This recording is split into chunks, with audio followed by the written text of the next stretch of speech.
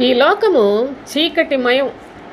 లోకమంతా చీకటితో నిండి ఉన్నది. ఒకప్పుడు మనము కూడా లోకములో చీకటిలో బ్రతుకుచుండగా ప్రభైన క్రీస్తు ద్వారా ఆయన తన ఆశ్చర్యకరమైన వెలుగులోనికి మనలను నడిపించి ఉన్నాడు సోదరులారా. ఎందుకో తెలుసా? ఆ ప్రభువు యొక్క గుణాతిశయములను ప్రచురపరచుటకు ప్రభువు మనలను ప్రత్యేకమైన పద్ధతిలో తన యొక్క స్వజనముగా, తన యొక్క రాజ్య నివాసులుగా, అంతేకాదు ఆయనకు సొత్తైన ప్రజలుగా ఆయన కృపతో మనలను జ్ఞాపకం చేసుకుని ఉన్నాడు. రాజులైన యాజక సమూహముగా, ఒక ప్రత్యేకించబడిన వంశముగా ఏర్పాటు చేసుకొని ఉన్నాడు.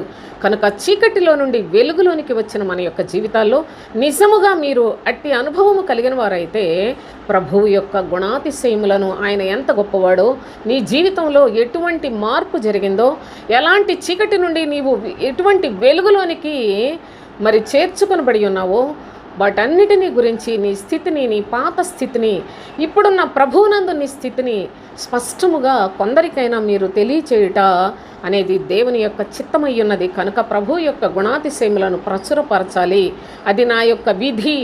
నాకు దేవుడు చేసిన ఉపకారాలకు నేను కూడా ఆయనకు కృతజ్ఞత కలిగి జీవించాలి అనే అనుభవాన్ని ప్రతి క్రైస్తవురాలు కూడా జీవించవలసిన అనుభవాన్ని లేఖనాల్లో తెలియజేస్తున్నాడు. ఒకప్పుడు మనము దేవుని ప్రజలుగా లేము, కానీ ఇప్పుడైతే ఆయన సొత్తుగా, ఆయన యొక్క స్వజనముగా జీవిస్తూ ఉన్నాం. కనుక కృతజ్ఞత కలిగి ప్రభు సాక్షులుగా బ్రతుకుదాం.